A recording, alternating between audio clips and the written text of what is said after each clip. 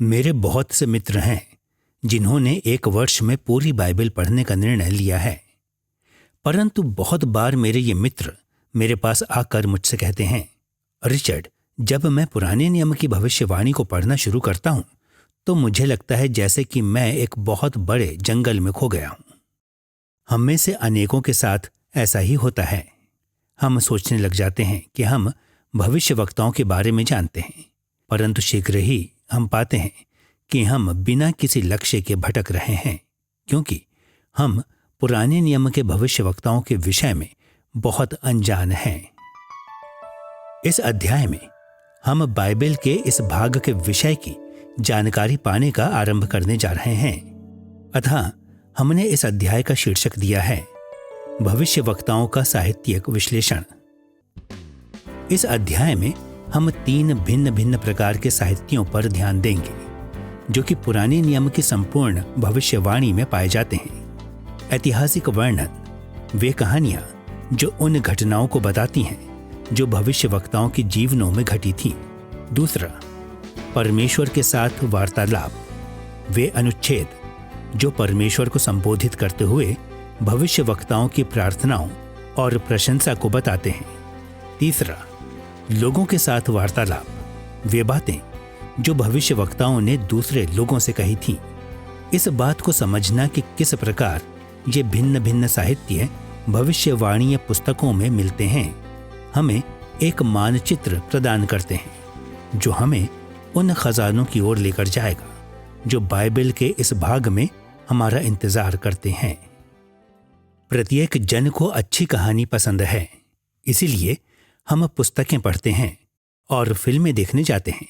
यह इसलिए है क्योंकि कहानियां हमें केवल सूचनाएं ही नहीं देती, बल्कि उससे अधिक कार्य करती हैं। वे हमारी कल्पनाओं को भी जगाती हैं और हमें इस तरह से बदलती हैं जो कभी कभी अकल्पनीय होता है। जब हम बाइबल के बारे में सोचते हैं, हम जानते हैं कि बाइबल में बहुत सी कहानियां या वर्णन हैं, परंतु सामान्यतः हम उत्पत्ति, निर्गमन और गिनती को ही ऐतिहासिक वर्णन मानते हैं। परंतु हमें यह भी देखना आवश्यक है कि पुराने नियम की भविष्यवाणीय पुस्तकों में भी बहुत से ऐतिहासिक वर्णन हैं। ऐतिहासिक वर्णन पुराने नियम की अनेक भविष्यवाणीय पुस्तकों में अधिकता से पाए जाते हैं। सूची में सबसे ऊपर है योना। शुरू से लेकर अंत तक यह योना की कहानी और नीनवे नगर में उसकी सेवकाई के बारे में बताता है। दानियल की पुस्तक का एक बड़ा भाग भी ऐतिहासिक वर्णन है। दानियल के दर्शन और उसकी भविष्यवाणियां भी ऐतिहासिक घटनाओं के संदर्भ में रखी गई हैं। इससे बढ़कर यिर्मयाह और यहेजकेल जैसी पुस्तकों के कई अध्याय भी ऐतिहासिक वर्णनों को दर्शाते हैं। कुछ कम मात्रा में ऐसे वर्णन होशे, आमोस और यशायाह जैसी पुस्तकों में कहीं कहीं पाए जाते हैं। जब हम पुराने नियम के भविष्यवक्ताओं का अध्ययन करते हैं तो हमें सदैव ऐतिहासिक वर्णनों की खोज में रहना चाहिए। वे अनेक पुस्तकों के महत्वपूर्ण भागों की रचना करते हैं। हम 2 विषयों पर केंद्रित होने के द्वारा भविष्यवाणी में ऐतिहासिक वर्णन की भूमिका की जांच करेंगे। पहला, वर्णनों के प्रकार जो हम पाते हैं, और दूसरा, इन वर्णनों की विषय वस्तु। आइए पहले हम वर्णनों के उन प्रकारों पर ध्यान दें जो हम भविष्यवाणीय पुस्तकों में पाते हैं। पुराने नियम की भविष्यवाणियों में 2 मूलभूत प्रकार के वर्णन पाए जाते हैं, जीवन कथा और आत्मजीवन कथा। जिस प्रकार ये दोनों शब्द दर्शाते हैं, जीवन कथाएं किसी तीसरे व्यक्ति के दृष्टिकोण का लेखा जोखा होता है और आत्मकथाएं पहले व्यक्ति के दृष्टिकोण से बताई जाती हैं। कुछ विषयों में जीवन कथा रूपी और आत्मकथा रूपी वर्णन एक ही पुस्तक में प्रकट होते हैं। उदाहरण के तौर पर दानियल की पुस्तक के पहले 6 अध्याय दानियल के जीवन की कई घटनाओं को तीसरे व्यक्ति के जीवन कथात्मक दृष्टिकोण से दर्शाते हैं। अध्याय 1 में हम बेबीलोन में दानियल के प्रशिक्षण के बारे में पढ़ते हैं। अध्याय 2 में हम एक बड़ी मूर्ति के विषय में नबूकदनेस्सर के स्वप्न और दानियल द्वारा उस स्वप्न के अर्थ बताने के बारे में पढ़ते हैं। अध्याय 3 उस प्रसिद्ध आग की भट्टी की कहानी है और अध्याय 4 एक वृक्ष के बारे में नबूकदनेस्सर के स्वप्न और दानियल द्वारा बताए गए अर्थ को बताता है। और फिर अध्याय 5 उस जाने माने समय के बारे में बताता है जब बेलशस्सर ने दीवार पर हाथ की लिखावट को देखा था। और अध्याय 6 शेर की गुफा में दानियल के वर्णन को बताता है। ये सभी अध्याय जीवन कथा का आकार लेते हैं। वे पुराने नियम के भविष्यवक्ता दानियल के बारे में तीसरे व्यक्ति के लेखनों की रचना करते हैं। यद्यपि दानियल की पुस्तक के पहले 6 अध्याय जीवन कथात्मक हैं, परंतु अध्याय 7 से 12 आत्मकथा की ओर मुड़ जाते हैं। हर भाग का आरंभ छोटे परिचयों से होता है, परंतु यह पहले व्यक्ति के वर्णनों से भरा हुआ है। दानियल अपने शब्दों में स्वयं बताता है कि उसके साथ क्या होता है। अध्याय 7 4 पशुओं के स्वप्न के बारे में दानियल के अपने वर्णन को बताता है। अध्याय 8 में दानियल मेमने और बकरे के बारे में अपने दर्शन के विषय में बताता है। अध्याय 9 बंधुआई में गए लोगों के वापस अपनी भूमि पर लौटने की दानियल की प्रार्थना के आत्मकथा रूपी वर्णन को दर्शाता है। और अध्याय 10 से 12 परमेश्वर के लोगों के भविष्य के बारे में दानियल के दर्शन के आत्मकथात्मक वर्णन को बताता है। जब हम पुराने नियम की भविष्यवाणी का अध्ययन करते हैं तो हम कई जीवन कथाओं और कई आत्मकथाओं को पाएंगे, और जब हम इन शैलियों को देखें तो हमें उनके बारे में जानना आवश्यक है। पुराने नियम के लेखकों ने ऐतिहासिक वर्णन के रूप में लिखा ताकि वे अपने अध्यायों को अप्रत्यक्ष रूप से हमें सिखा सकें, और यदि हम इन शैलियों को नहीं देखते तो हम उन महत्वपूर्ण संदेशों को नहीं देख पाएंगे जो वे हमें देते हैं। यह देखकर कि ऐतिहासिक वर्णन भविष्यवाणीय पुस्तकों में प्रभावशाली रूप में पाया जाता है, अब हम इस स्थिति में हैं कि एक और प्रश्न पूछें, इन वर्णनों की मूल विषय वस्तु क्या थी? भविष्यवक्ताओं की सारी पुस्तकों में हम पाते हैं कि ऐतिहासिक वर्णन 4 मुख्य निर्देशों पर ध्यान देते हैं। पहला, भविष्यवाणीय बुलाहट। दूसरा, प्रतीकात्मक कार्य। तीसरा, दर्शन के वर्णन। और चौथा, ऐतिहासिक पृष्ठभूमियां। भविष्यवाणीय बुलाहट उन समयों का वर्णन है जब परमेश्वर ने भविष्यवक्ताओं को उसके बारे में बात करने की आज्ञा दी थी। इस प्रकार के वर्णन अनेक मुख्य अनुच्छेदों में पाए जाते हैं। उदाहरण के तौर पर यशायाह अध्याय 6 परमेश्वर द्वारा यशायाह को बुलाहट देने का वर्णन करता है। यिर्मयाह अध्याय 1 बताता है कि किस प्रकार परमेश्वर ने अपनी वाचा का प्रतिनिधित्व करने के लिए यिर्मयाह को बुलाया। और उसी प्रकार यहेजकेल अध्याय 2 में हम पाते हैं कि परमेश्वर ने यहेजकेल को एक बहुत ही विशेष रूप में अपनी सेवा करने के लिए बुलाया। इन सारे अनुच्छेदों में हम कहानियों या ऐतिहासिक वर्णनों को पाते हैं, और हम परमेश्वर के समक्ष भविष्यवक्ता की विनम्रता को पाते हैं, और यह भी कि किस प्रकार भविष्यवक्ता आश्वस्त थे कि परमेश्वर ने उनकी सेवाओं को अधिकार दिया है।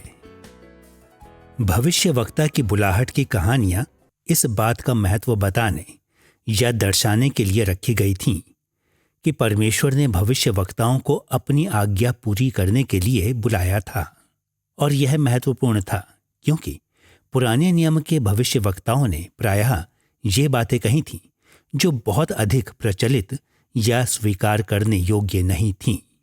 और हमें यह सदैव स्मरण रखना चाहिए कि इन कहानियों ने इस बात का महत्व बताया कि परमेश्वर ने इन लोगों को उसकी सेवा करने के लिए बुलाया था।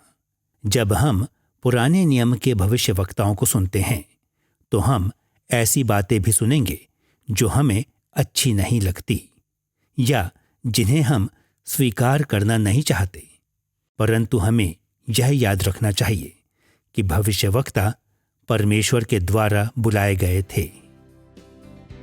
भविष्यवाणी पुस्तकों में पाए जाने वाले ऐतिहासिक वर्णन भविष्यवक्ताओं के प्रतीकात्मक कार्यों पर भी ध्यान केंद्रित करते हैं। बहुत बार परमेश्वर ने अपने वक्ताओं को कुछ खास कार्य करने के लिए बुलाया, जिन्होंने उनकी सेवकाई के लिए प्रतीकात्मक कार्य किया। उदाहरण के तौर पर यिर्मयाह अध्याय 13 में यहूदा के भ्रष्टाचार को दर्शाने के लिए भविष्यवक्ता को कहा गया कि वह अपने कमरबंद को जाकर तब तक गाड़ दे जब तक वह सड़ ना जाए। अध्याय 19 में यहूदा में होने वाली घटना के प्रतीक के रूप में यिर्मयाह को कहा गया कि वह मिट्टी के एक बर्तन को खरीदे और अगुओं की उपस्थिति में उसे तोड़ दे। और अध्याय 32 में परमेश्वर ने अपने लोगों को यह आश्वासन देने के एक चिन्ह के रूप में यिर्मयाह को भूमि खरीदने और उसके दस्तावेजों को संभाल कर रखने का निर्देश दिया कि एक दिन परमेश्वर अपने लोगों को उनकी भूमि पर लौटा ले आएगा। यिर्मयाह की पुस्तक में ये उदाहरण उन अनेक प्रतीकात्मक कार्यों के थोड़े से उदाहरण हैं जो भविष्यवाणी पुस्तक में होते हैं। होशे और यहेजकेल जैसी पुस्तकें ऐसी घटनाओं से भरी पड़ी हैं। पुराने नियम में परमेश्वर के लोग उसे अपनी आंखों से देख सकते थे जो परमेश्वर भविष्यवक्ताओं के शब्दों के माध्यम से कह रहा था। और जब हम इन वर्णनों को पढ़ते हैं तो हम भी अपनी आंखों से देख सकते हैं जो परमेश्वर भविष्यवक्ताओं के माध्यम से कह रहा था। भविष्यवक्ताओं की बुलाहटों और प्रतीकात्मक कार्यों के वर्णनों के अतिरिक्त हम भविष्यवाणी पुस्तकों में एक तीसरे प्रकार ऐतिहासिक वर्णन को पाते हैं, दर्शन के वर्णन। दर्शन के वर्णन वे अनुच्छेद हैं जहां भविष्यवक्ता परमेश्वर के साथ दर्शन रूपी भेंट का वर्णन करता है। दर्शन के वर्णनों की एक बहुत ही महत्वपूर्ण श्रृंखला आमोस अध्याय 7 पद 1 से 9 में पाई जाती है। यह अनुच्छेद वास्तव में 3 दर्शनों का वर्णन है। पहला, अध्याय 7 पद 1 से 3 में यहोवा आमोस को टिड्डियों का एक झुंड दिखाता है जो उत्तरी इस्राएल को नाश करने वाला था, परंतु आमोस ने इस दर्शन के प्रति एक प्रत्युत्तर दिया।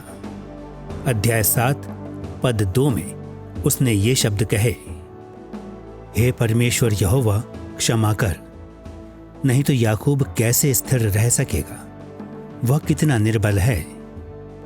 आमोस को इस बात की चिंता थी कि परमेश्वर के लोगों में से बचे हुए लोग भी टिड्डियों की ऐसी भयानक बीमारी से बच नहीं पाएंगे, और इसलिए पद 3 में परमेश्वर नरम पड़ा और टिड्डियां ना भेजने का निर्णय किया।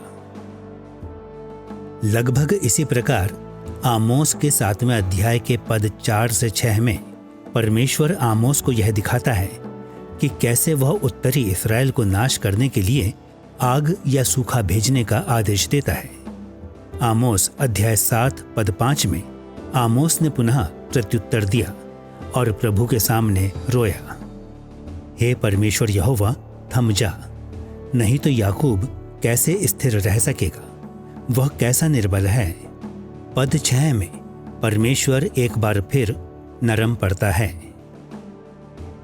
तब एक तीसरे दर्शन का वर्णन आमोस अध्याय 7 पद 7 से 9 में किया गया है। इस बार आमोस ने परमेश्वर को अपने हाथ में साहुल लिए हुए एक दीवार के साथ खड़े हुए देखा। वह यह देखने के लिए दीवार को नाप रहा था कि क्या वह टेढ़ी मेढ़ी तो नहीं और क्या उसे ध्वस्त करने की आवश्यकता तो नहीं। अब इस साहुल ने उस बात को दर्शाया कि परमेश्वर अपने लोगों में से हर व्यक्ति का न्याय करेगा और केवल उन्हें ही नाश करेगा जिन्होंने उसके विरुद्ध विद्रोह किया था। आमोस के पास इस दर्शन के बारे में कहने के लिए कुछ नहीं था। वह जानता था कि परमेश्वर के लोगों में से धर्मी लोग तो बच ही जाएंगे। भविष्यवाणी पुस्तकें इस प्रकार के दर्शनों के वर्णनों से भरी हुई हैं। आप यहेजकेल के पहले अध्याय को तो याद करते होंगे। और आप दानियल के अनेक दर्शनों को भी याद करेंगे। भविष्यवाणीय दर्शन के वर्णन हमें भविष्यवाणीय वचनों के स्वर्गीय उद्गम के बारे में बताते हैं। अब भविष्यवाणीय बुलाहटें और प्रतीकात्मक कार्य और दर्शन के वर्णनों के अतिरिक्त भविष्यवक्ताओं की पुस्तकों में कई ऐतिहासिक वर्णन हमें ऐतिहासिक पृष्ठभूमियां प्रदान करते हैं। इस प्रकार के वर्णन भविष्यवाणीय पुस्तकों में यहाँ वहाँ बिखरे हुए पाए जाते हैं। ऐतिहासिक पृष्ठभूमियों पर ध्यान देने का एक महत्वपूर्ण उदाहरण यशायाह 7 और 8 अध्यायों में पाया जाता है। यह अध्याय उस ऐतिहासिक संदर्भ को प्रदान करते हैं जिनमें यशायाह अध्याय 7 पद 14 की जानी मानी भविष्यवाणी पाई जाती है। यशायाह अध्याय 7 पद 14 में हम इन शब्दों को पढ़ते हैं, एक कुमारी गर्भवती होगी और पुत्र जनेगी और उसका नाम इम्मानुएल रखेगी। अब अधिकांश मसीही इस पद के आसपास के वर्णनों पर अधिक ध्यान नहीं देते, अर्थात यशायाह अध्याय 7 और 8 के वर्णन। यह अध्याय यशायाह के भविष्यवाणीय वचनों के लिए ऐतिहासिक संदर्भ प्रदान करते हैं। यशायाह अध्याय 7 पद 1 से 2 में हम पाते हैं कि यशायाह इस समय आहाज के पास जा रहा था जब वह सीरिया और उत्तरी इस्राएल से डरा हुआ था। ये राष्ट्र चाहते थे कि राजा आहाज असीरिया के साम्राज्य के विरुद्ध उनके गठबंधन में शामिल हो जाए। इसलिए अध्याय 7 पद 3 से 11 का वर्णन हमें बताता है कि यशायाह ने आहाज को एक चेतावनी दी। उसने उसे इन राष्ट्रों से न डरने बल्कि अपने छुटकारे के लिए यहोवा पर भरोसा रखने की भी सलाह दी। परंतु अध्याय 7 पद 12 में हम पाते हैं कि आहाज ने परमेश्वर पर भरोसा करने से इनकार कर दिया। इसलिए अध्याय 7 पद 13 से अध्याय 8 पद 18 के ऐतिहासिक वर्णन स्पष्ट करते हैं कि किस प्रकार यशायाह ने आहाज को डांटा और घोषणा की कि परमेश्वर असीरियाई साम्राज्य के द्वारा यहूदा को दंड देगा। इस ऐतिहासिक वर्णन की रचना इस अनुच्छेद में यशायाह की भविष्यवाणियों की ऐतिहासिक पृष्ठभूमि के रूप में एक संदर्भ को प्रदान करने के लिए की गई थी। हम यशायाह की भविष्यवाणियों को सही रूप से समझने की आशा तभी कर सकते हैं जब हम इस ऐतिहासिक वर्णन के संदर्भ उसकी भविष्यवाणियों को रखते हैं। जब कभी भी हम पुराने नियम की भविष्यवाणियों को पढ़ते हैं और एक कहानी को पाते हैं तो हमें स्वयं से ये प्रश्न पूछने चाहिए, क्या हम बुलाहट के वर्णन को पढ़ रहे हैं? क्या हम प्रतीकात्मक कार्य के वर्णन को पढ़ रहे हैं? या क्या हम दर्शन के वर्णन को या केवल एक ऐतिहासिक वर्णन को देख रहे हैं जो हमें भविष्यवाणी की ऐतिहासिक पृष्ठभूमि देता है? जब हम इस प्रकार के प्रश्न पूछते हैं तो हम अपने आप को उन अनुच्छेदों को समझने के योग्य पाएंगे जिन्हें हम पहले समझ नहीं पाते थे। भविष्यवाणीय साहित्य के हमारे अध्याय में अब तक हम देख चुके हैं कि भविष्यवक्ताओं ने अपनी पुस्तकों में ऐतिहासिक वर्णनों को शामिल किया है। अब हमें उस दूसरी महत्वपूर्ण सामग्री की ओर मुड़ना है जो बाइबल के इस हिस्से में पाई जाती है, परमेश्वर के साथ भविष्यवक्ता की बातचीत। पुराने नियम के भविष्यवक्ता वे स्त्री और पुरुष थे जो परमेश्वर से प्रेम करते थे और इसलिए उनके जीवन प्रार्थना से भरे हुए थे। परंतु हमें यह भी याद रखना है कि वे अपनी बाइबल से प्रेम करते थे और उन्होंने अपनी बाइबल से प्रार्थना करना सीखा था। और इसलिए हम पाते हैं कि पुराने नियम के भविष्यवक्ताओं ने उन रूपों में परमेश्वर से प्रार्थना की जैसे भजनकारों ने की थी। हर प्रकार की प्रार्थना भविष्यवक्ताओं की पुस्तकों में पाई जा सकती है। सरल रूप में बताने के लिए हम प्रार्थनाओं के 2 रूपों को दर्शाएंगे जो हम भविष्यवक्ताओं में पाते हैं। पहले हम विलाप की प्रार्थनाओं के बारे में बात करेंगे और फिर स्तुति की प्रार्थनाओं के बारे में। जब भविष्यवक्ता परमेश्वर से बात करते थे तो वे दुख और आनंद की विशालता के प्रति अपने हृदयों को खोल देते थे। आइए पहले हम यह देखें कि भविष्यवक्ताओं ने किस प्रकार विलाप की प्रार्थनाओं में स्वयं को अभिव्यक्त किया। दुर्भाग्यवश आज अनेक मसीही उस प्रकार की प्रार्थना से अपरिचित हैं जिसे हम विलाप की प्रार्थना कहते हैं। ये वे प्रार्थनाएं हैं जो प्रभु के समक्ष निराशा, उदासी और असमंजस को रखती हैं।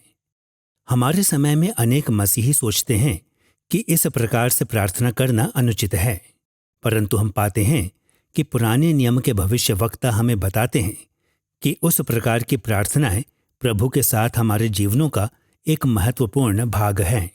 भविष्यवक्ताओं ने अपने असमंजस, अपनी निराशा और अपनी उदासी को प्रार्थना में परमेश्वर को सौंप दिया था। विलाप की प्रार्थनाएं सारे भविष्यवक्ताओं में पाई जाती हैं, विशेषकर यिर्मयाह, विलाप गीत और हबक्कूक अपने गहन विलाप के कारण जानी पहचानी पुस्तकें हैं। परंतु इस प्रकार की प्रार्थनाएं भविष्यवाणी की कई पुस्तकों में पाई जाती हैं, बल्कि हग्गै की पुस्तक ही भविष्यवाणी की एकमात्र पुस्तक है जिसमें ऐसा कोई अनुच्छेद नहीं है जो विलाप की प्रार्थना से संबंधित हो। भविष्यवाणी की पुस्तकों में विलाप की प्रार्थनाओं की अधिकता दर्शाती है कि यह भविष्यवाणी सेवकाई का बहुत ही महत्वपूर्ण भाग थी। भविष्यवक्ताओं ने विलाप के द्वारा अपनी बातों को प्रभु के सामने रखा, क्योंकि उन्होंने परमेश्वर के लोगों के इतिहास में सबसे बुरे समयों का सामना किया था। यह देखना कि विलाप किस प्रकार से पुराने नियम की भविष्यवक्ताओं की पुस्तकों में प्रकट होते हैं हमें इस बात को महसूस करने में सहायता करता है कि भविष्यवक्ता सामान्यतः दो भिन्न विषयों पर विलाप करता है। पहला, परमेश्वर के लोगों के पाप, और दूसरा, पाप के विरुद्ध परमेश्वर का दंड। भविष्यवक्ताओं के विलाप के इन दो विषयों को दर्शाने का एक अच्छा तरीका हबक्कूक की पुस्तक में पाए जाने वाले विलाप को देखना है। हबक्कूक ने यहूदा पर आए बेबीलोनी संकट के दौरान और उससे पहले सेवकाई की थी, और फिर इस कारण हबक्कूक ने दो बड़ी समस्याओं के विषय में परमेश्वर से बात की। एक ओर अध्याय 1 पद 2 से 4 में उसने इस्राएल के पापों और परमेश्वर के विरुद्ध इस्राएल के विद्रोह करने के विषय में विलाप किया, और फिर अध्याय 1 में बेबीलोनियों के आक्रमण में परमेश्वर के दंड की भयानक परिस्थिति पर विलाप किया। हमें परमेश्वर के लोगों के पापों पर भविष्यवक्ता के विलाप को देखते हुए आरंभ करना चाहिए। अपनी पुस्तक के आरंभिक पद में हबक्कूक ने परमेश्वर के लोगों के पापों को दर्शाया और परमेश्वर के सामने रोया। हबक्कूक अध्याय 1 पद 2 में हम इन शब्दों को पढ़ते हैं, हे यहोवा, मैं कब तक तेरी दुहाई देता रहूंगा और तू ना सुनेगा? मैं कब तक तेरे सम्मुख उपद्रव चिल्लाता रहूंगा? क्या तू उद्धार नहीं करेगा? हबक्कूक इस बात से बहुत व्याकुल था कि परमेश्वर ने यहूदा की नैतिक दशा के विषय में उसकी प्रार्थनाओं को नहीं सुना था। कई अन्य भविष्यवक्ताओं के समान वह भी राष्ट्र में फैलते जा रहे अन्यायों के कारण चिंतित था, और इसीलिए अध्याय 1 पद 4 में हम पढ़ते हैं, इसलिए व्यवस्था ढीली हो गई और न्याय कभी नहीं प्रकट होता। दुष्ट लोग धर्मी को घेर लेते हैं, सो न्याय का खून हो रहा है। हबक्कूक इस बात से व्याकुल था कि परमेश्वर ने अपने लोगों के पापों के विरुद्ध दंड नहीं दिया। उसने कुंठित और असहाय महसूस किया। हबक्कूक की आरंभिक प्रार्थना उस महत्वपूर्ण रूप को दर्शाती है जिसमें भविष्यवक्ताओं ने प्रभु के प्रति अपने हृदयों को व्यक्त किया था। जब उन्होंने परमेश्वर के लोगों के दर्द और कष्टों को देखा तो वे परमेश्वर के समक्ष रोए और दूसरों को भी विलाप करते हुए रोने के लिए बुलाया। जैसा कि हम देख चुके हैं, हबक्कूक परमेश्वर के समक्ष रोया कि वह यहूदा के लोगों को उनके पापों के लिए दंड दे। और जब हम हबक्कूक की पुस्तक को पढ़ते हैं तो हम पाते हैं कि अध्याय 1 पद 5 से 11 में परमेश्वर ने यह कहते हुए हबक्कूक की प्रार्थना का प्रत्युत्तर दिया कि वह शीघ्र ही यहूदा के दुष्ट लोगों को दंड देगा, जैसा कि हम अध्याय 1 पद 6 में पढ़ते हैं। देखो, मैं कसदियों अर्थात बेबीलोनियों को उभारने पर हूं। वे क्रूर और उतावली करने वाली जाति हैं, जो पराये वास स्थानों के अधिकारी होने के लिए पृथ्वी भर में फैल गए हैं। परमेश्वर ने प्रतिज्ञा की कि वह यहूदा में अन्याय करने वालों के विरुद्ध दंड देने की भविष्यवक्ता की पुकार का उत्तर देगा। अब परमेश्वर हबक्कूक को दिए अपने प्रत्युत्तर में सच्चा था और उसने बेबीलोन के लोगों को वाचाई दंड के रूप में भेजा और उन्होंने यहूदा को अपने अधीन कर लिया और परमेश्वर के लोगों के साथ दुर्व्यवहार किया। फिर जब परमेश्वर ने दंड दे दिया तो हबक्कूक ने फिर से परिस्थिति की ओर देखा एवं एक और मुख्य प्रकार का विलाप दर्शाया जो हम भविष्यवक्ताओं में पाते हैं, अर्थात परमेश्वर के दंड पर विलाप। सुनिए किस प्रकार वह बेबीलोन के लोगों के अधीन यहूदा के दुखों के विषय में प्रार्थना करता है। हबक्कूक अध्याय 1 पद 13 में हबक्कूक इन शब्दों को कहता है, तेरी आंखें ऐसी शुद्ध हैं कि तू बुराई को देख ही नहीं सकता और उत्पात को देखकर चुप नहीं रह सकता। फिर तू विश्वासघातियों को क्यों देखता रहता है और जब दुष्ट निर्दोष को निगल जाता है तब तू क्यों चुप रहता है। भविष्यवक्ता जानता था कि परमेश्वर के लोगों ने भयंकर पाप किए थे, परंतु अब उसने महसूस किया कि बेबीलोन के पाप तो उनसे भी भयंकर थे। बाहरी अत्याचारियों के अधीन दर्द और कष्टों ने हबक्कूक को एक बड़े विलाप के साथ परमेश्वर के समक्ष गिड़गिड़ाने पर मजबूर कर दिया था और हबक्कूक की गिड़गिड़ाहट के प्रत्युत्तर में परमेश्वर ने अध्याय 2 पद 2 से 20 में भविष्यवक्ता को बताया कि एक दिन वह बेबीलोन के लोगों को उनके अत्याचार के कारण दंडित करेगा। उदाहरण के तौर पर अध्याय 2 पद 8 में हम बेबीलोन के लोगों के प्रति इन शब्दों को पढ़ते हैं, तूने बहुत सी जातियों को लूट लिया है, सो सब बचे हुए लोग तुझे भी लूट लेंगे। परमेश्वर के दंड की कठोरता पर हबक्कूक का विलाप स्वर्ग के सिंहासन तक पहुंचा और परमेश्वर ने उसे आश्वासन दिया कि बेबीलोन का विनाश होगा।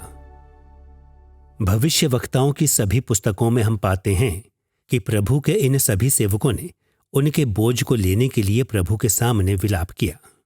हम कभी कभी पाते हैं कि इस्राएल के लोगों को यह आश्वासन देने के लिए कि उनके शत्रु नष्ट किए जाएंगे, वे अन्य जाति के राष्ट्रों के लिए भी विलाप करते हैं, परंतु सामान्यतः उन्होंने प्रभु के सामने यह बोझ इसलिए रखा कि लोग यह जान लें कि उनके पाप कितने भयंकर थे और वह उन्हें पश्चाताप करने के लिए बुलाए। विलाप एक वह तरीका है जिसमें भविष्यवक्ताओं ने परमेश्वर के साथ बातचीत की। अब हमें भविष्यवक्ताओं की पुस्तकों में पाए जाने वाली प्रार्थना के दूसरे मुख्य प्रकार की ओर मुड़ना चाहिए, परमेश्वर की स्तुति। जिस प्रकार भजनों में परमेश्वर की स्तुति के अनेक उदाहरण हैं, उसी प्रकार भविष्यवक्ताओं ने भी प्रभु से बात करने के लिए इस प्रकार की अभिव्यक्ति का इस्तेमाल किया। सामान्यतः उन्होंने उसकी महान वाचाई आशीषों के लिए परमेश्वर की स्तुति की। जब भविष्यवक्ताओं ने देखा कि परमेश्वर क्या करने जा रहा था, तो स्तुति करते हुए उसके पास आए। परमेश्वर की स्तुति भविष्यवक्ताओं की अनेक पुस्तकों में पाई जाती है। यह भविष्यवक्ताओं में पाया जाने वाला बहुत ही महत्वपूर्ण विषय है। हम पुस्तक के अंत में प्रकट होने वाली परमेश्वर की स्तुति पर ध्यान देते हुए हबक्कूक की पुस्तक को समाप्त करने जा रहे हैं। जैसे कि हम पहले ही देख चुके हैं, हबक्कूक की अधिकांश पुस्तक में हम मुख्य रूप से भविष्यवक्ता के विलाप और उसके विलाप के प्रति परमेश्वर के प्रत्युत्तर को देखते हैं, परंतु पुस्तक का अंतिम अध्याय विलाप से स्तुति की ओर मुड़ जाता है। जब परमेश्वर ने यह प्रतिज्ञा कर दी कि परमेश्वर अपने लोगों के साथ दुर्व्यवहार करने के कारण बेबीलोन के लोगों को नाश करेगा, हबक्कूक प्रभु को अद्भुत स्तुति चढ़ाता है। हबक्कूक में हम किस प्रकार की स्तुति पाते हैं? सारे भविष्य वक्ताओं में परमेश्वर की स्तुति में दो विषय महत्वपूर्ण स्थान पाते हैं। जब भविष्य वक्ता स्तुति के साथ प्रभु का सम्मान करते हैं तो उसके दंड और आशीषों के लिए उसकी स्तुति करते हैं। जब हम हबक्कूक की पुस्तक का 3 अध्याय देखते हैं तो हम देखेंगे कि उसने भी इसी शैली को अपनाया है। हबक्कूक अध्याय 3 पद 11 से 12 में भविष्यवक्ता इन शब्दों को कहता है, तेरे उड़ने वाले तीरों के चलने की ज्योति से और तेरे चमकीले भाले की झलक के प्रकाश से सूर्य और चंद्रमा अपने अपने स्थान पर ठहर गए।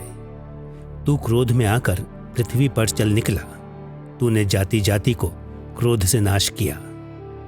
यहां पर हम देखते हैं कि भविष्यवक्ता अन्य जाति के राष्ट्रों पर प्रहार करने और उन्हें दंड स्वरूप नाश करने की अपनी योग्यता के लिए परमेश्वर का सम्मान करता है। दंड के लिए स्तुति का यह विषय भविष्यवक्ताओं की पुस्तकों में बहुत जगहों पर प्रकट होता है। उदाहरण के तौर पर भविष्यवक्ता यशायाह अध्याय 40 पद 22 और 23 में इस प्रकार स्तुति करता है, परमेश्वर पृथ्वी के घेरे के ऊपर आकाश मंडल पर विराजमान हैं और पृथ्वी के रहने वाले टिड्डी के तुल्य हैं, जो आकाश को मलमल की नाई फैलाता और ऐसा तान देता है जैसा रहने के लिए तंबू ताना जाता है, जो बड़े बड़े हाकिमों को तुच्छ कर देता है और पृथ्वी के अधिकारियों को शून्य के समान कर देता है। जब हम ऐसे अनुच्छेदों में आते हैं जहां हम उसके दंड के लिए परमेश्वर की स्तुति को पाते हैं तो हम प्रायः बहुत अजीब सा महसूस करते हैं। आज मसीही सोचते हैं कि हमें केवल पृथ्वी पर उसके आशीषों के लिए प्रभु की स्तुति करनी चाहिए, परंतु वास्तविकता यह है संसार परमेश्वर के लोगों को सताता है और परिणाम स्वरूप जब परमेश्वर उन्हें दंडित करता है जो उसके लोगों को सताते हैं तो परमेश्वर के लोगों को उसकी स्तुति करनी चाहिए। भविष्यवक्ता यह समझ गए थे और इसलिए उन्होंने उसके दंड के लिए प्रभु की स्तुति की। दंड और आशीष के बीच का संबंध हमें भविष्यवाणीय स्तुति के दूसरे केंद्र की ओर लेकर आता है। भविष्यवक्ताओं ने प्रायः न केवल उसके दंड के लिए प्रभु की स्तुति की बल्कि उन अनेक आशीषों के लिए भी जो वह अपने लोगों को देता है। उदाहरण के तौर पर भविष्यवक्ता हबक्कूक स्पष्ट रूप से दर्शाता है कि उसने दंड में परमेश्वर की सामर्थ्य के लिए उसकी स्तुति क्यों की। हबक्कूक अध्याय 3 पद 12 और 13 में हम इन शब्दों को पढ़ते हैं, तू क्रोध में आकर पृथ्वी पर चल निकला, तूने जाति जाति को क्रोध से नाश किया। तू अपनी प्रजा के उद्धार के लिए निकला, हाँ, अपने अभिषिक्त के संग होकर उद्धार के लिए निकला।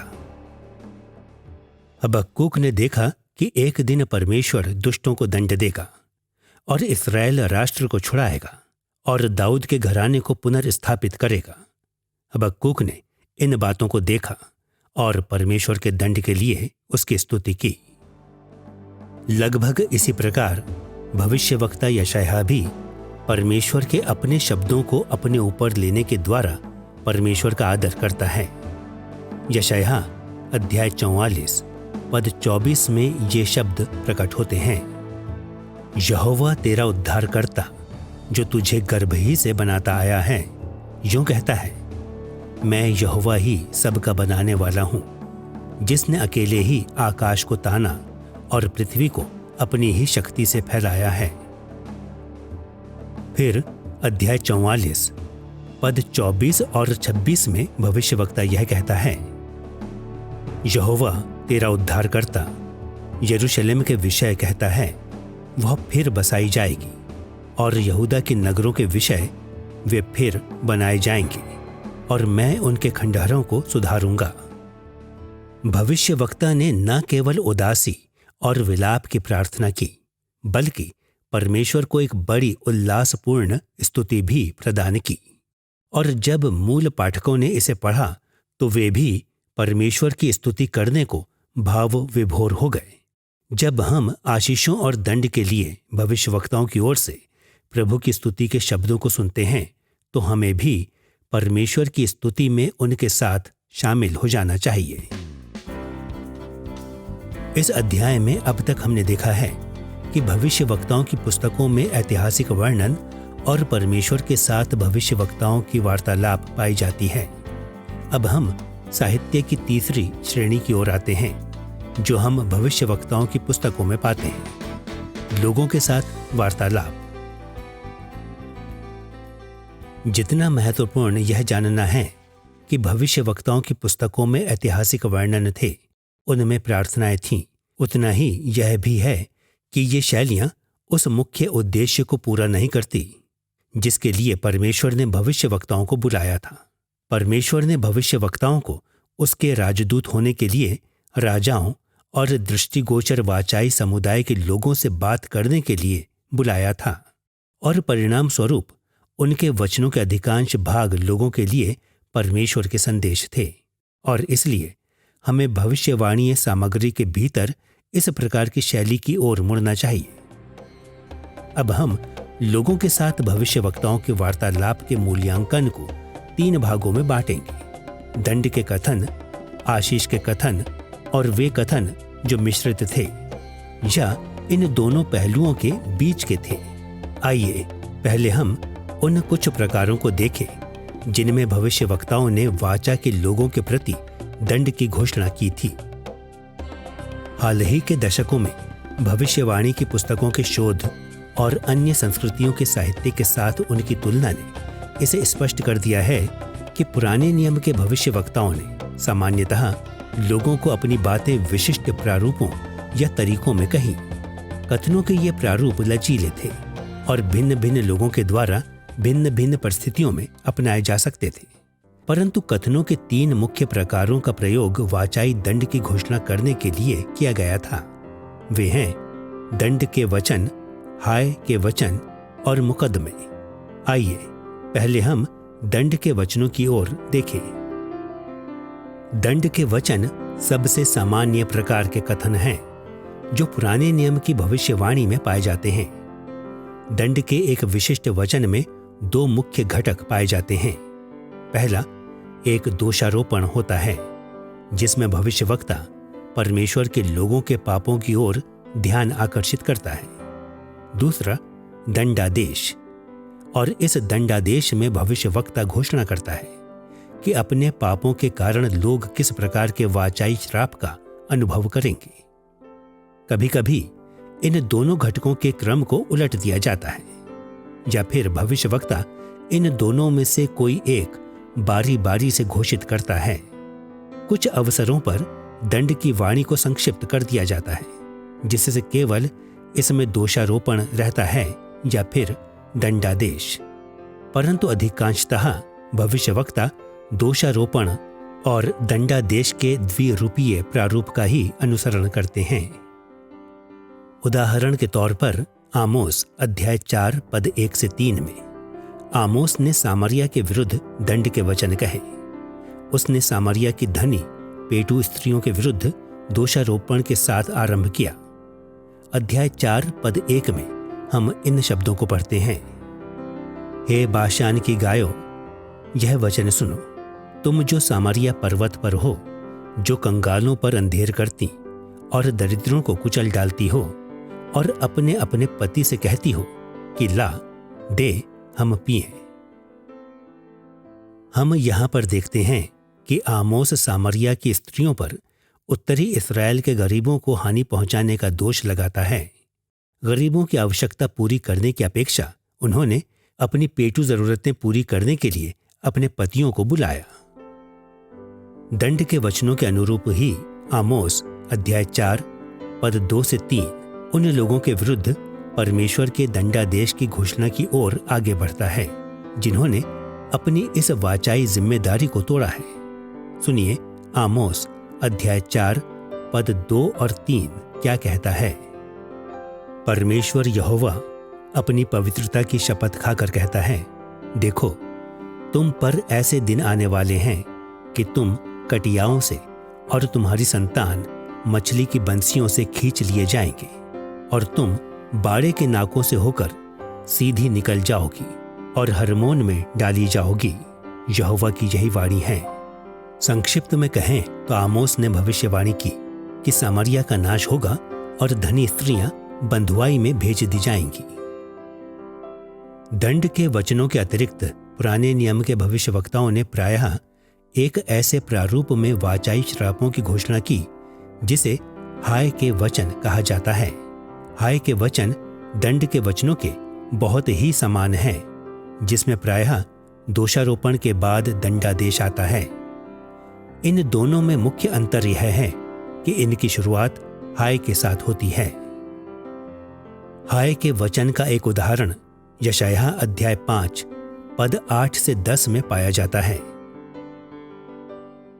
वहां भविष्य वक्ता घोषणा करता है कि लोगों ने सारी भूमि खरीदकर गरीब लोगों को उनके अधिकार से वंचित कर दिया था। हाय की अभिव्यक्ति यशायाह अध्याय 5 पद 8 में आती है। यशायाह कहता है, हाय उन पर। जो यशायाह कहने पर है वह आशीष की बात नहीं, परंतु परमेश्वर की ओर से श्राप के शब्द हैं। उसके वचनों के दोषारोपण अध्याय 5 पद 8 की हाय की अभिव्यक्ति का अनुसरण करता है। हाय उन पर जो घर से घर और खेत से खेत यहां तक मिलाते जाते हैं कि कुछ स्थान नहीं बचता, कि तुम देश के बीच अकेले रह जाओ। हमें सदैव यह याद रखना है कि मूसा के दिनों में परमेश्वर ने स्थापित किया था कि हर परिवार के पास स्थायी संपत्ति की सुरक्षा होगी। यशायाह के दिनों में धनी यहूदियों ने जितनी संपत्ति वे खरीद सकते थे उतनी खरीदकर इस वाचा का उल्लंघन किया। इसलिए यशायाह अध्याय 5 पद 9 और 10 में भविष्यवक्ता वाचा का उल्लंघन करने वाले इन लोगों के विरुद्ध दंडादेश की घोषणा करता है। सेनाओं के यहोवा ने मेरे सुनते कहा है, निश्चय बहुत से घर सुनसान हो जाएंगे और बड़े बड़े और सुंदर घर निर्जन हो जाएंगे, क्योंकि 10 बीघे की दाख की बारी से एक ही बत दाख मधु मिलेगा और होमेर भर के बीज से एक ही एपा अन्न उत्पन्न होगा। यशायाह अध्याय 5 पद 9 से 10। अन्य कई भविष्यवाणियों के समान हम यहां पर देखते हैं कि यह सजा अपराध के अनुरूप है। धनी लोगों ने संपत्ति एकत्रित करके अपने आर्थिक लाभ को सुनिश्चित करने का प्रयास किया था, परंतु परमेश्वर यह सुनिश्चित कर रहा था कि उनके प्रयास व्यर्थ हो जाएं। इस प्रकार के हाय के वचन सारे भविष्यवक्ताओं में पाए जाते थे। दंड और हाय के वचनों के अतिरिक्त भविष्यवक्ताओं ने मुकदमों के रूप में वाचाई श्रापों को घोषित किया था। इब्रानी शब्द रिब को प्रायः इस प्रकार के कथनों के साथ जोड़ा जाता है। सामान्यतः रिब का अर्थ होता है प्रयास करना या विवाद करना, परंतु इसने भविष्यवक्ताओं में एक अलग ही अर्थ को ले लिया था। यह कानूनी प्रयास को दिखाता है। यह कानूनी प्रक्रिया या मुकदमे के लिए एक तकनीकी शब्द है जो महान राजा यहोवा के स्वर्गीय न्यायालय में होता है। हम पहले ही देख चुके हैं कि भविष्यवक्ता प्रायः परमेश्वर के सिंहासन कक्ष के स्वर्गीय दर्शन देखते थे और अनेक बार परमेश्वर के सिंहासन कक्ष को न्यायालय के रूप में देखा जाता था और परिणाम स्वरूप यह शब्द निकल कर आता है। परमेश्वर को अभियोक्ता और न्यायी दोनों के रूप में देखा जाता है। परमेश्वर के लोगों के खिलाफ गवाहों को बुलाया जाता है और परमेश्वर के लोग प्रतिवादी होते हैं जिन पर परमेश्वर के द्वारा दोष लगाया जाता है। अब सामान्यतः हम भविष्यवक्ताओं में पूरे विकसित मुकदमे नहीं पाते हैं, परंतु बहुत बार हमें संशोधित मुकदमे मिलते हैं। रिब या मुकदमे में कई तत्व पाए जा सकते हैं। पहला, जिस प्रकार हम न्यायालय के दृश्य में अपेक्षा करते हैं, न्यायालय में बुलावा होता है, गवाहों को पहचाना जाता है, तब परमेश्वर समीक्षा करता है कि वह आरोपियों के प्रति कितना दयालु रहा है और प्रायः किसी न किसी प्रकार का प्रत्युत्तर दिया जाता है। और कभी कभी स्वयं भविष्यवक्ता द्वारा। और तब दंडादेश के साथ परमेश्वर का दोषारोपण आता है। पूरे मुकदमे का एक सर्वोत्तम उदाहरण मीका अध्याय 6 पद 1 से 16 में प्रकट होता है। पद 1 में हम न्यायालय में बुलावे को सुनते हैं। सुनिए प्रभु क्या कहता है। जो बात यहोवा कहता है उसे सुनो। उठकर पहाड़ों के सामने वाद विवाद कर और टीले भी तेरी सुनने पाएं। तब पद 2 में स्वयं गवाहों को संबोधित किया जाता है। हे पहाड़ों और हे पृथ्वी के अटल नेव, यहोवा का वाद विवाद सुनो। गवाहों के इस संबोधन के बाद परमेश्वर अपने लोगों को अपनी दया के न्यायालय के बारे में याद दिलाता है। पद 3 में हम इन शब्दों को पढ़ते हैं। हे मेरी प्रजा, मैंने तेरा क्या किया और क्या करके मैंने तुझे उकता दिया है। तब भविष्यवक्ता मीका पद 6 से 8 में परमेश्वर के प्रश्न का नम्रता में प्रत्युत्तर देते हुए लोगों के लिए बोलता है। वह पद 6 में कहता है, मैं क्या लेकर यहोवा के सम्मुख आऊं और ऊपर रहने वाले परमेश्वर के सामने झुकूं। तब राष्ट्र के दोष को स्वीकार करते हुए मीका पद 8 में यह निष्कर्ष निकालता है। हे मनुष्य, वह तुझे बता चुका है कि अच्छा क्या है, और यहोवा तुझसे इसे छोड़ और क्या चाहता है कि तू न्याय से काम करे और कृपा से प्रीति रखे और अपने परमेश्वर के साथ नम्रता से चले। भविष्यवक्ता के प्रत्युत्तर को देखते हुए हम पद 10 से 12 में दोषारोपणों को और पद 13 से 16 में दंडादेशों को पाते हैं। इस अनुच्छेद के समान भविष्यवक्ताओं की पुस्तकों में मुकदमे परमेश्वर द्वारा उन्हें दोषी ठहराने और अपने लोगों को दंड की चेतावनी देने के तरीके के रूप में प्रकट होते हैं। जैसा कि हम देख चुके हैं, भविष्यवक्ता परमेश्वर के लोगों के विरुद्ध उसके दंड की ही घोषणा नहीं करते। वे यह घोषणा भी करते हैं कि परमेश्वर अपने लोगों को आशीषें भी देगा। मूलतः 2 ऐसे तरीके हैं जिनमें भविष्यवक्ता अपने लोगों के लिए दैवीय आशीषों की घोषणा करते हैं। एक ओर भविष्यवक्ता परमेश्वर के लोगों के शत्रुओं के विरुद्ध दंड की घोषणा करते थे, और दूसरी ओर वे परमेश्वर के लोगों के लिए प्रत्यक्ष रूप से आशीषों की घोषणा करते थे। आइए पहले देखें कि शत्रुओं पर दंड किस प्रकार परमेश्वर के लोगों के लिए आशीष बनता है। इस्राएल के पूरे इतिहास में विदेशी राष्ट्रों ने परमेश्वर के लोगों को परेशान किया, और परमेश्वर द्वारा अपने लोगों के लिए बड़े उपहारों और आशीषों की घोषणा करने का एक तरीका अपने भविष्यवक्ताओं से इन शत्रुओं पर दंड की भविष्यवाणी करवाना था। फलस्वरूप हम भविष्यवक्ताओं की सभी पुस्तकों में अन्य जाति के शत्रुओं के लिए दंड के वचनों, हाय के वचनों और मुकदमों को पाते हैं। उदाहरण के तौर पर नहूम अध्याय 3 पद 1 में हम नीनवे के विषय में ये शब्द पढ़ते हैं। हाय उस हत्यारी नगरी पर, वह तो छल और लूट के धन से भरी हुई है, लूट कम नहीं होती है। अन्य जाति के शत्रुओं के विरुद्ध दंड और हाय के वचनों और मुकदमों के द्विपक्षीय उद्देश्य थे। उन्होंने घोषणा की थी कि परमेश्वर उन्हें इस्राएल के शत्रुओं के हाथ सौंप देगा, परंतु उनमें आश्वासन देने का सकारात्मक उद्देश्य भी था कि परमेश्वर अपने लोगों को छुड़ाएगा भी। शत्रुओं पर दंड की घोषणा के अतिरिक्त भविष्यवक्ताओं ने आशीष के वचनों की घोषणा के द्वारा इस्राएल के लिए आशा के शब्द भी कहे। आशीषों की घोषणाएं अपनी रचना में बहुत ही लचीली थीं और वे भिन्न भिन्न प्रकार की थीं, परंतु फिर भी मूलभूत प्रारूप सदैव प्रकट होता है। पहला परिचयात्मक संबोधन प्रकट होता है और फिर आने वाली आशीष का कोई कारण दिया जाता है। फिर घोषणाएं स्पष्ट करती हैं कि वह आशीष क्या होगी। उदाहरण के तौर पर भविष्यवक्ता यिर्मयाह ने अध्याय 35 पद 18 और 19 में रेकाबियों के लिए आशीष की घोषणा की। पद 18 के पहले भाग में हम इन वचनों के परिचय को पाते हैं। इस्राएल का परमेश्वर, सेनाओं का यहोवा तुमसे यूं कहता है। इस परिचयात्मक सिद्धांत के बाद वह कारण आता है जिसके लिए परमेश्वर अपने लोगों को आशीष देने जा रहा है। पद 18 के दूसरे भाग में हम इन शब्दों को पढ़ते हैं। तुमने जो अपने पुरखा योनादाब की आज्ञा मानी, वरन उसकी सब आज्ञाओं को मान लिया और जो कुछ उसने कहा उसके अनुसार काम किया है।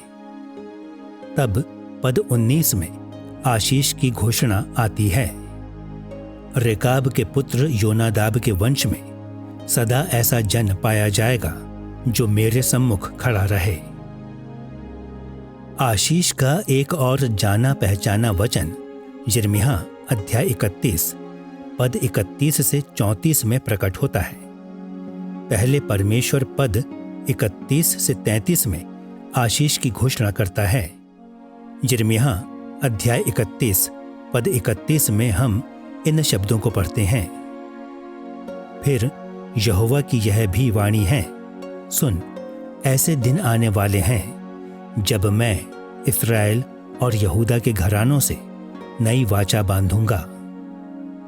भविष्यवक्ता ने एक नई वाचा की आशीष की घोषणा की जो इस्राएल के बंधुआई से लौट आने के बाद आएगी। तब यिर्मयाह अध्याय 31 पद 34 में हम इस आशीष के कारण को पाते हैं। मैं उनका धर्म क्षमा करूंगा और उनका पाप फिर स्मरण ना करूंगा। क्षमा में परमेश्वर के अनुग्रह ने नई वाचा की प्रतिज्ञा के आधार की रचना की। यहां तक हम देख चुके हैं कि भविष्यवक्ताओं ने विशिष्ट तरीके के कथन कहे जिन्होंने परमेश्वर की आशीषों और परमेश्वर के श्रापों दोनों के बारे में बात की।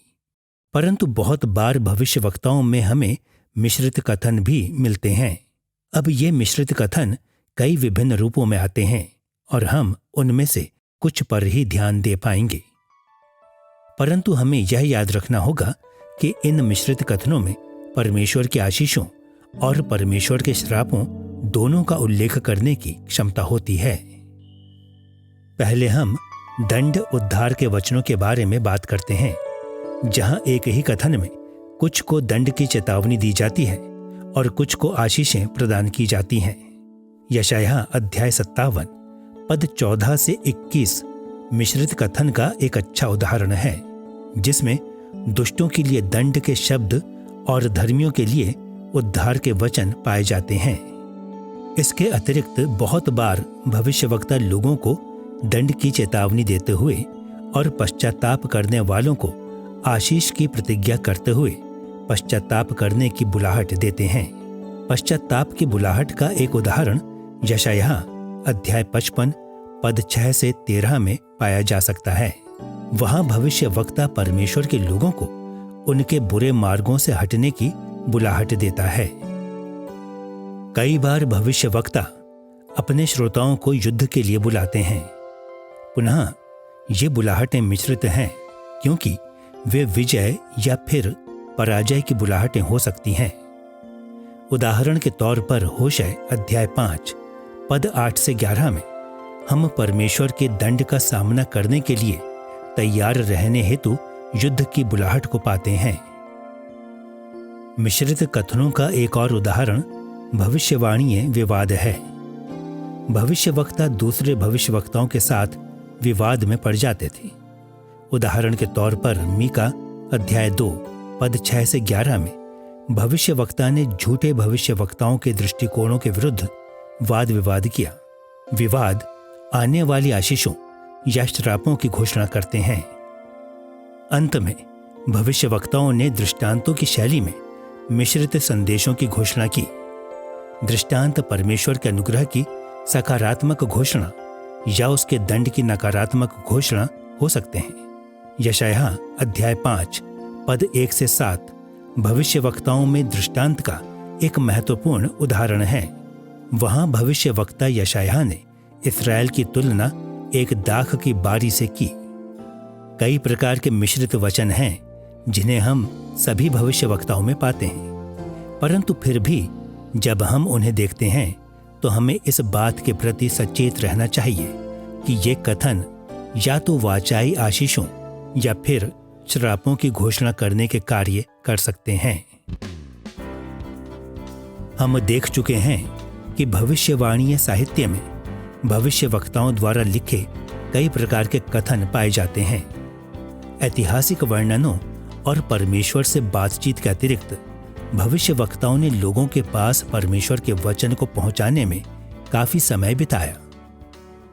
यह कल्पना करना कठिन है कि हम भविष्यवक्ताओं की पुस्तकों में पाई जाने वाली विभिन्न शैलियों को पहचानने को नजरअंदाज कर दें। कई बार हम भविष्यवक्ताओं की पुस्तकों को पढ़ते हुए खो जाने या असमंजस में पड़ जाने का अनुभव करते हैं, क्योंकि हम उन विभिन्न प्रकार की सामग्रियों से परिचित नहीं हैं जो हमें वहां मिलती हैं। हम देख चुके हैं कि हमें भविष्यवक्ताओं की पुस्तकों में ऐतिहासिक वर्णन और परमेश्वर एवं लोगों के साथ वार्तालाप मिलते हैं। जब हम भविष्यवक्ताओं की पुस्तकों को पढ़ते हैं और इन शैलियों को विभिन्न प्रकारों को मन में रखते हैं तो हम यह बहुत अच्छी रीति से समझ पाएंगे कि अपने समय में उन वचनों का क्या अर्थ था और आज हमारे लिए उनका क्या अर्थ है।